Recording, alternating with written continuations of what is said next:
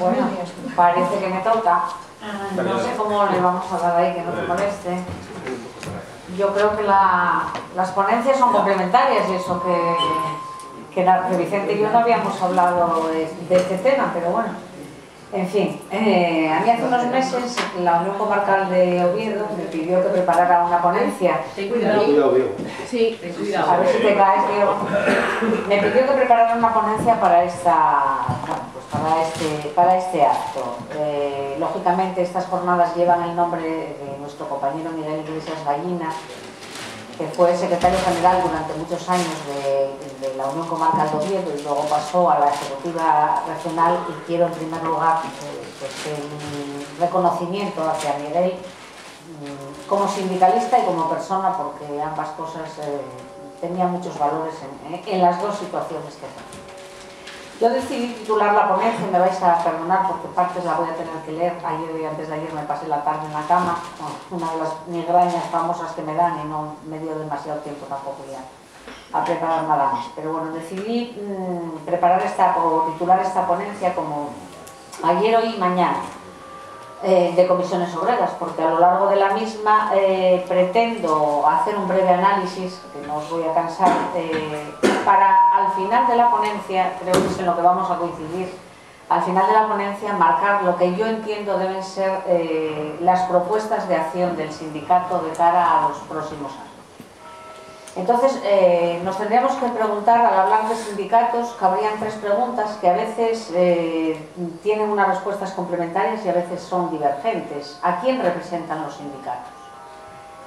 Dentro de a quién representan habría que establecer las bases y las formas de reclutamiento, la permanencia y la retención de la afiliación, la composición interna del sindicato, los colectivos que tienen en el gobierno, y yo añadiría ahí la toma de decisiones. ¿Cómo se llega a las tomas de decisiones? ¿Qué representan? Son, lógicamente, un sindicato, estoy hablando de sindicatos en general, representarían salarios, beneficios, calidad en el trabajo, salud laboral, visibilidad sindical, en fin, otras cuestiones se podrían añadir. ¿Y cómo representan? Bueno, desde mi punto de vista, los sindicatos representan de tres formas diferentes. Con un modelo institucionalizado, es decir, en base a la representación y la negociación, con un modelo de servicios a la afiliación, proximidad de los cuadros profesionales y especializados, o con un modelo de organización donde ahí importa la participación, la implicación, la movilización y la negociación colectiva. Como veis, de estas pinceladas, aunque estoy hablando de sindicatos en general, podría estar hablando de un único sindicato y podría estar hablando de comisiones obreras. En el caso de comisiones obreras, y esto es el pasado, un pasado que quiero referirme a él porque el pasado muchas veces condiciona el futuro. En el caso de comisiones obreras, la fase de la transición de 1977 a 1980 pues se caracterizó por la confluencia de una pluralidad de factores, tanto en el contexto, hubo un cambio político, como todos y todas conocemos aquí en esta sala, una crisis socioeconómica, un vacío normativo e institucional. Y hubo también factores organizativos, había una fragilidad estructural, una debilidad y una fragilidad en la gestión. También factores culturales, había débil tradición asociativa, estrategias ideológicas y pluralismo competitivo, que dificultaron integrar y proyectar el inicial boom afiliativo producido. En aquel entonces, si recordáis, ser afiliado o afiliada a comisiones obreras no tenía más que decir querer serlo, y pegar los sellos en una tarjeta. Las cosas cambiaron después. No se dispone de registros consolidados de afiliación hasta a partir de 1981. En esos registros consolidados de personas afiliadas y cotizantes, y el análisis sobre la evolución y la distribución de esta afiliación desde 1981 a 2010 distinguiríamos 5 grandes etapas que yo creo que tienen trascendencia porque además también Vicente lo comentaba. Tienen etapas cíclicas que tienen que ver con la evolución socioeconómica del país. La primera etapa, que sería la de inestabilidad, desde 1981 a 1986, fue la fase recesiva del ciclo. En ella se concentraron los cambios más profundos de la estructura empresarial y ocupacional, con el consiguiente incremento del paro. Yo creo que todos reconocéis aquellas grandes reconversiones. Y de la crisis social, al tiempo que se iniciaba la construcción de un nuevo marco legal e institucional para la regulación de las relaciones laborales. Durante estos años se produjo un importante retroceso en la evolución general de la sindicación. Recordemos que anteriormente veníamos de los sindicatos verticales, donde era obligatoria la afiliación. Por lo tanto, la caída de afiliación en este tramo para comisiones fue muy importante. Es decir, en 1986 estaríamos en la tasa neta más baja de afiliación que conoce la historia del sindicato. Hay una fase de recuperación de 1987 a 1992, donde la tendencia se invierte a partir del 86, tanto en términos socioeconómicos, que fue la fase expansiva del ciclo económico, con la incorporación a la Unión Europea.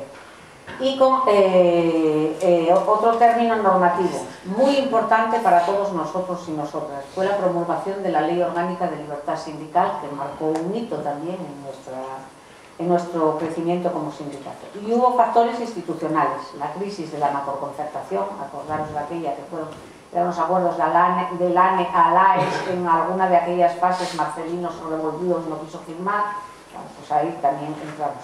Y factores sindicales, ahí se empezó a dar la primera fase de la unidad de acción entre comisiones y UGT, y se movió por nuevas estrategias de presión y negociación.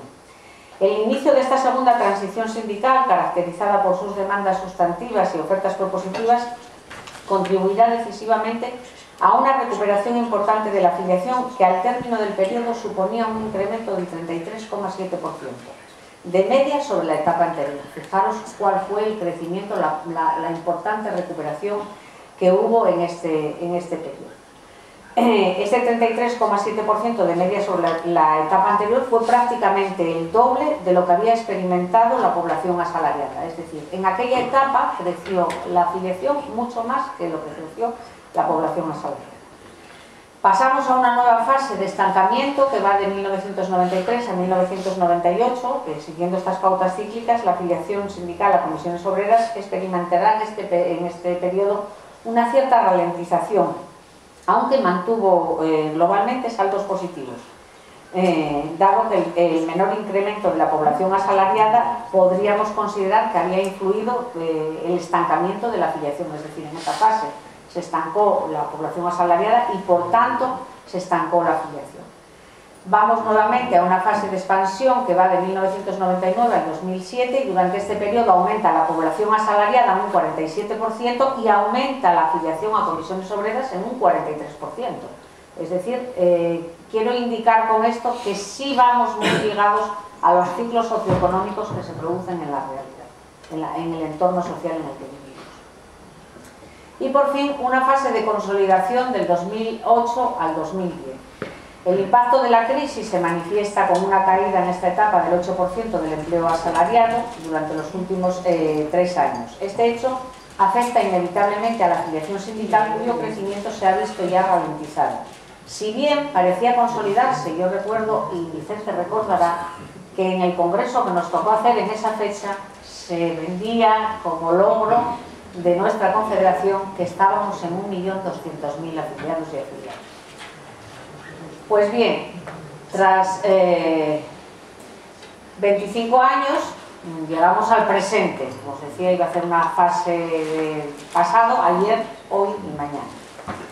Tras 25 años de crecimiento afiliativo ininterrumpido, y eso lo publica Benito en el 2009, en un estudio que tiene publicado en Valencia, la Confederación Sindical de Comisiones Obreras registraba en diciembre del 2010 la cifra de 1.171.860 afiliados y cotizantes, lo que supone su consolidación como la primera organización social española, siendo asimismo la que ha experimentado una mayor expansión relativa entre las grandes centrales europeas. Es decir, debemos estar orgullosos del crecimiento que nuestro sindicato se ha dado, desde sus orígenes hasta el momento actual. En términos generales, durante el conjunto del periodo analizado, la afiliación a comisiones se ha triplicado, mientras que la población asalariada solo se duplicaba, lo que demuestra que la expansión afiliativa acumulada no deriva solo de factores inducidos por el desarrollo de la población de referencia, sino que responde de forma creciente a estrategias proactivas y refleja la consolidación organizativa y funcional de la Confederación. Se constata en este periodo analizado un crecimiento de la afiliación en todas las comunidades autónomas, si bien en proporciones distintas. Asturias siempre ha sido y continúa siendo en esta línea la comunidad autónoma que tiene la tasa de afiliación a nuestro sindicato más alta en proporción a la población activa. Cuando reivindicamos que queremos ser otra cosa en el Consejo Confederal, no lo hacemos porque vengamos del norte, ni porque nos haya dado un aire. Lo hacemos porque es verdad que hay diferentes formas de medir las cosas, pero también reconoceréis conmigo que la Confederación mide las cosas en términos absolutos. Y hombre, en términos absolutos somos una comunidad pequeña, con una afiliación pequeña, ahora mismo del entorno de los 35.000 afiliados y afiliadas. Pero nuestra afiliación, siendo pequeña, es la más alta en relación con la población activa. El periodo que va de 2010 a 2015 es un nuevo periodo de inestabilidad y descenso de la afiliación, que aunque no se ha podido estudiar todavía con relación a la interacción de todas las variables socioeconómicas, está marcada fundamentalmente por la brutal crisis padecida, con una gran pérdida de población asalariada, como todos y todas sabéis, con el cierre de multitud de empresas y el adelgazamiento de las plantillas en las empresas que se han quedado en pie. Si además lo sumamos, y ahí quiero mezclarlo con la ponencia de Vicente, a una crisis de valores y referencias ideológicas, nos da el panorama actual en cuanto a afiliación se refiere. Y que conste que para este estudio no me he puesto a mirar la desagregación por sexos, por edades, por personas diferentes de nacionalidad diferente a la española, porque bueno, eso alargaría bastante la cuestión. En el décimo Congreso Confederal, Comisiones Obreras afirmaba o reafirmaba la idea de que el trabajo electoral es una parte fundamental del desarrollo organizativo del sindicato, convirtiéndose en una actividad permanente que concierne al conjunto de organizaciones y estructuras de la Confederación, desde la Comisión Ejecutiva Confederal a la sección sindical más pequeña. Pues bien, para comisiones no basta con renovar este vínculo una vez cada 4 años, sino que deberemos mantenerlo vivo permanentemente, acudiendo a las empresas y o centros de trabajo, haya o no haya elecciones sindicales, para atender los problemas de las plantillas y de los delegados y delegadas de personal. Esta práctica, la de visitar, visitar y visitar, es una de las vías más adecuadas para transformar representación en afiliación, manteniendo e incrementando la misma. Las elecciones sindicales determinan los niveles de representación. Estos niveles, medidos a través de la afiliación que tenemos, del apoyo electoral que nos dan, de la presencia en las mesas de negociación colectiva, de recursos organizativos, de intervención ante los tribunales, en la iniciativa social y de movilización de la afiliación y de las personas trabajadoras más en general, es la fuente fundamental de legitimidad del sindicato que en ningún caso hemos de odiar. Para que el sindicato se legitime no es solo tener afiliados y afiliadas, no es solo hacer elecciones. Hay una serie de factores, como los que acabo de deciros, que son de tremenda importancia y que a veces no vemos la importancia de ellos en el sindicato. La satisfacción de las personas trabajadoras con el sistema de representación es muy contradictoria. Por una parte hay un fuerte desconocimiento sobre la existencia de representación sindical y más aún de convenio colectivo. Por otra, se valora positivamente el convenio colectivo, fruto de la acción de los sindicatos, mientras se valora mucho menos a las organizaciones representativas que lo hacen posible. Y este será otro debate no tardando mucho. ¿Quién me representa? ¿El comité de empresa, que es quien negocia mi convenio, o el sindicato que está detrás, que es el que pone los medios para llegar a ellos? Bueno, ellos son claves que dejo que luego para el debate. Dicha valoración cambia de manera notoria en función de la proximidad del conocimiento de las personas asalariadas con respecto al sindicato, información y afiliación, aunque en general la valoración aumenta con el tamaño de la empresa y con la estabilidad en el puesto de trabajo. El nivel de satisfacción de las personas trabajadoras con sus representantes aumenta, como ya os decía, con el tamaño de la empresa o con el nivel de formación de las personas asalariadas y su antigüedad en la empresa y también entre la afiliación. Se supone que estarán más satisfechos los afiliados que los no afiliados, por eso son afiliados, ¿no? Esta también será un motivo para vender en el puesto de trabajo, para convencer en el puesto de trabajo. La satisfacción disminuye con la temporalidad, aunque con la crisis las diferencias con los indefinidos se limitan. Y también el desconocimiento de la negociación del convenio o de la representación sindical se relaciona con una valoración o satisfacción más negativa de las personas que nos rodean. Cabe decir que son muchos los trabajadores que desconocen la actividad sindical en su empresa y también la actividad sociopolítica del sindicato, en defensa del salario indirecto, la sanidad, la educación, la protección social, el transporte, las infraestructuras y bastantes etcétera. Pues bien, de ese desconocimiento o poco conocimiento de la actividad sindical referida a todos los campos, tanto laborales como sociopolíticos, está relacionado directamente con el grado de satisfacción. A más conocimiento, mejor valoración, algo a tener en cuenta en nuestras propuestas para comisiones obreras hoy y mañana. En cuanto a la relación entre la afiliación y la representación sindical por sectores, se observan diferencias significativas en su evolución a lo largo del tiempo. Los sectores donde existe mayor porcentaje de personas trabajadoras, pues lógicamente donde existe mayor porcentaje de personas trabajadoras son las administraciones públicas, los servicios financieros, las actividades sanitarias, las veterinarias y los servicios sociales. Ciertamente estas actividades se caracterizan por un mayor tamaño medio de las empresas, con mayor estabilidad en los puestos de trabajo. Por el contrario, las personas trabajadoras de transportes, comunicaciones, servicios personales, sector agrario, construcción y muy particular el empleo doméstico, son las que disponen en menor medida de estructuras de representación sindical y, por tanto, de menos conocimiento, menos satisfacción, lógicamente. Las empresas que quedan excluidas del sistema electoral son la inmensa mayoría. La dimensión de la empresa junto con el sector es una variable fundamental para comprender la dinámica de las elecciones sindicales y, por tanto, la representación de los trabajadores, ya que está estrechamente ligada con la estructura económica y productiva del país. La influencia de la estructura sobre la representación se contempla cuando tenemos en cuenta que la empresa pequeña y con solo un delegado tiene casi 6 veces menos centros con representación que sin ello. Mientras que las empresas con 3 delegados, las unidades con representación son el 40%. Y finalmente, entre las empresas con mayor dimensión y con comité de empresa, el número de empresas con representantes supera a las que no tienen representación. De ahí, una parte de nuestro trabajo también está clara, a dónde tenemos que llegar. Por último, y en esta parte y en este somero análisis de los datos que disponemos a través del SIC, se puede deducir sin miedo a equivocarse que hay una relación directa entre la tasa de afiliación a comisiones obreras en la empresa y la presencia del sindicato en los órganos de representación. De modo que aumenta notablemente la presencia de delegados de comisiones si en la empresa existe afiliación. Al mismo tiempo, cabe considerar que el ejercicio de la representación favorecerá, lógicamente, el compromiso afiliativo con el sindicato.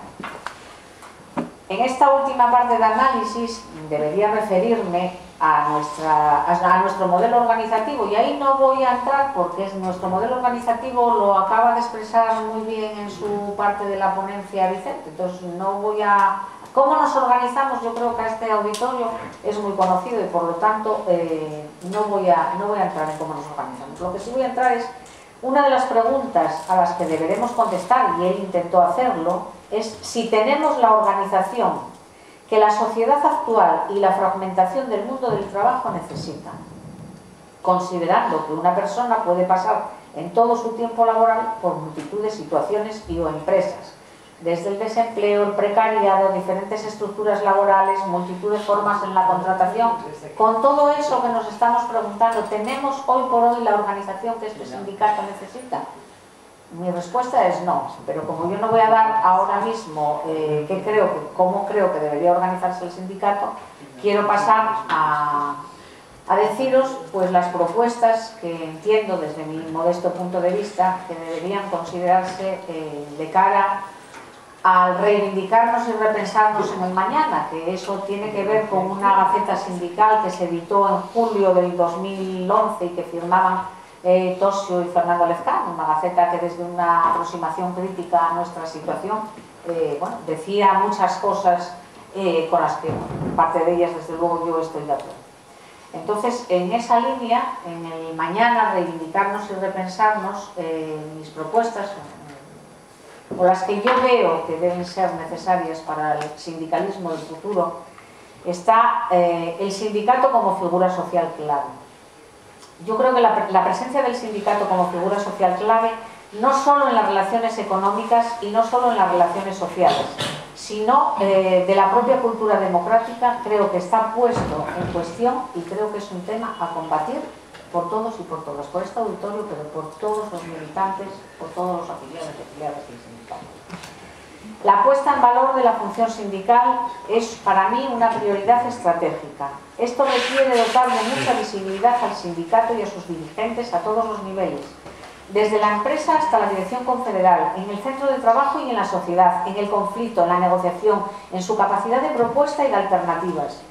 Crear un sindicato más cercano a la afiliación, a las personas trabajadoras, a los parados, a la sociedad, más igualitario y más confederal, entendiendo como confederalidad aquello que nos iguala, aquello que nos homologa, que limita las diferencias entre unos y otros. No estoy hablando de centralismo, estoy hablando de centralidad, y creo que eso nos falta. Que sea capaz de gestionar sus recursos eficazmente y capaz de asumir un amplio proceso de renovación. ¿Ves cómo sabía que iba a acabar confluyendo contigo? Otra de mis propuestas, la visibilidad del sindicato, forma parte de la intervención sindical. El sindicato debe estar aquí donde se dirimen los intereses de la fuerza de trabajo, y ese lugar no es exclusivamente el centro de trabajo. Esto creo que tiene que quedar claro. Aunque sí es prioritario, debe abrir cauces a la participación de las mujeres, de los jóvenes, a las nuevas realidades producto de los procesos migratorios, a quienes son víctimas de las distintas formas de precariedad, a las personas paradas. Y para mí, yo este objetivo lo resumía en que tiene que convertirse el sindicato de la pegatina aquella que teníamos, que dice que Comisiones Obreras es el sindicato de las personas trabajadoras, de las que buscan empleo, de las que no lo encuentran, de las que lo han perdido y de las que lo quieren defender. Esa es lo que quiere decir ese objetivo. El siguiente objetivo, la movilización interna y externa, se convierte en un factor fundamental. Pero no solo la movilización en el centro de trabajo o en la calle, tiene que estar acompañado de la movilización de las ideas, de los cuadros sindicales, la movilización organizativa, la movilización de todos los recursos del sindicato, el sentido de pertenencia y hasta las emociones que nos produce el sindicato. Eso hay que movilizarlo, compañeros y compañeras, para tener un sindicato como el que queremos. Reforzar el concepto de utilidad del sindicato, el alcance y resultados de su intervención en la acción sindical cotidiana, en la negociación colectiva, en la concertación social, en la acción jurídica como complemento de la acción sindical y en los servicios que presta. Revitalizando, que lo tengo en esta otra parte, yo creo, sí. Revitalizando una mayor presencia del sindicato en conflictos, singularmente en la pequeña y mediana empresa, mayor presencia en los despidos, en las sanciones, una intervención directa de sindicalistas ante las direcciones de las empresas. Eso se perdió, eso de ven que te llevo al abogado, que no, hombre, que no y que vengas que te llevo al abogado. Vete tú a la empresa, habla tú con el empresario, que no nos van a comer por salir de los chiringuitos. Que no. Bueno, pues eso, me voy a enfadar y no me conviene trabajar. Vale, pues decíamos que era importante revitalizar una mayor presencia del sindicato en conflictos, singularmente en la pequeña y en la mediana empresa, mayor presencia en los despidos, en las sanciones, una intervención directa de sindicalistas ante las direcciones de las empresas, singularmente en las que no tenemos presencia o está limitada para desarrollar el concepto de utilidad del sindicato. Nos ven útiles si es que hacemos algo de utilidad, si no lo hacemos pues es imposible que nos vean como útiles. Con las personas en situación de desempleo, dando a conocer el sindicato, el trabajo que el sindicato despliega hacia las personas que están en esta situación, las acciones que impulsan los distintos campos, desde el asesoramiento, la formación, el acompañamiento, etc. También en relación a los jóvenes y a las mujeres, garantizando un mayor despliegue sindical, organizativo y de comunicación, en cualquier tipo de movilización en la que el sindicato participa, no solo en la convocatoria y en los preparativos de la misma, sino en su materialización y desarrollo en su propia visibilidad. Presencia que debe estar organizada, evitando lo que ocurre, por ejemplo, en las manifestaciones, como tengo muy cerca la del 1 de mayo, que la visibilidad se concentra exclusivamente en las cabeceras de las manifestaciones y pierde visibilidad el resto de la manifestación. Hay que tener visibilidad en el resto de la manifestación, no solo en la cabecera. Dar a conocer todo lo que el sindicato hace, una estrategia comunicativa que pretenda poner en valor la función sindical, por tanto su máxima visibilidad, realizar una adecuada utilización de los canales y la articulación entre los emisores internos y externos, además de las funciones centrales de negociación colectiva y atención individual a las personas trabajadoras en las empresas. Se realizan otras funciones de ámbito y orientación diferentes, desde las clásicas de asesoramiento legal a las de prestación de servicios, prevención de riesgos laborales, formación, representación ante tribunales e instituciones de difícil cuantificación y de escasa visibilidad mediática, pero que constituyen el núcleo central del sindicalismo de proximidad.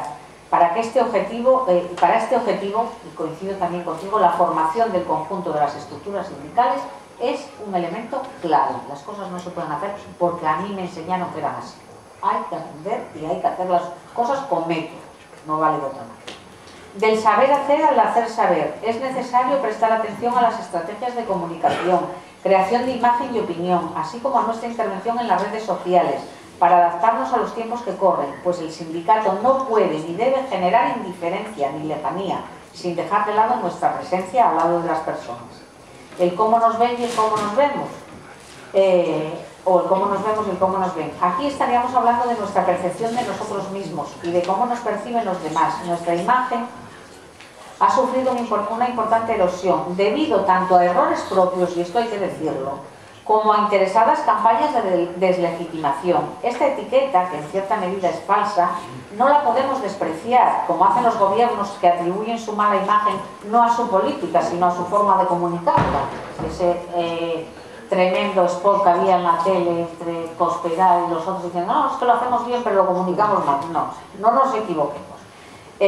Nosotros tenemos que saber que esta manera de pensar está en una parte de la clase trabajadora y también en la sociedad, y debemos trabajar a fondo para cambiar esa percepción. Fortalecer todas las vías de comunicación en el conjunto de la organización es uno de nuestros principales retos. Debemos hacer visible todo lo que hacemos en diferentes ámbitos: la negociación colectiva, la defensa jurídica y sindical, la prevención de riesgos laborales, la formación y cualificación profesional, la participación institucional, aportando en cada caso datos propios y comparados con otros. No podemos decir que hacemos bien si no tenemos con quién comparar, no podemos enorgullecernos de lo que no podamos comparar. Reforzando lo que el sindicato es fundamental hacer visible nuestro trabajo en las empresas, el papel de las secciones sindicales, de las delegadas y de los delegados, en 1001 conflictos, negociaciones, movilizaciones, acuerdos. En nuestro país, la negociación colectiva es de eficacia general, lo que implica que la práctica totalidad de la clase trabajadora tienen reguladas sus condiciones laborales, lo que exige, en el caso de comisiones obreras, entre otras cosas, una considerable inversión de recursos económicos y humanos, y a esto no le damos importancia, y tiene mucha importancia. Todos los trabajadores tienen reguladas sus condiciones gracias a lo que hacemos, y esto hay que saber también venderlo.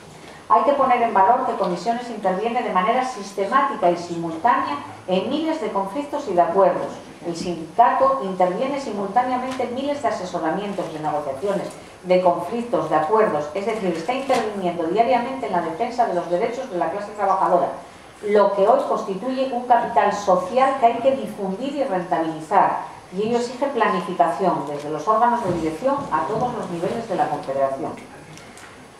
Presencia social y reconocimiento público. Comisiones tiene mayor presencia social que reconocimiento público, por lo que es necesario no solo hacer y saber hacer, sino comunicar lo que hacemos para que sea reconocido y así equilibrar la balanza. Es necesario reforzar nuestra legitimidad, haciendo visibles los resultados de las intervenciones que llevamos a cabo en términos institucionales, derechos, prestaciones, garantías, en términos como específicos de tipo colectivo como convenios y representación, o de tipo individual como son asesorías, defensas, formación y salud laboral. Por último, la transparencia en la acción del sindicato no debe estar al margen, ya que es una de nuestras señas de identidad, y para su mantenimiento y promoción debemos adoptar las medidas sindicales, organizativas y de comunicación necesarias para trasladar al conjunto de la afiliación y a la opinión pública la más completa relación de nuestros objetivos, actividades, recursos y resultados de nuestra intervención. Se trata, en definitiva, y para concluir, todo esto, ¿para qué? Pues desde mi punto de vista hay que construir un nuevo relato sobre y desde el sindicalismo, contando que pues reivindicando en positivo la justicia de sus demandas, el componente ético de su acción y la utilización social de su intervención colectiva.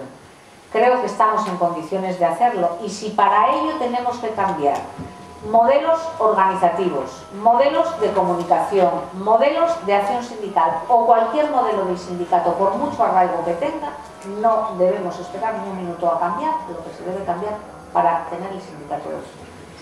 Muchas gracias y perdonadme si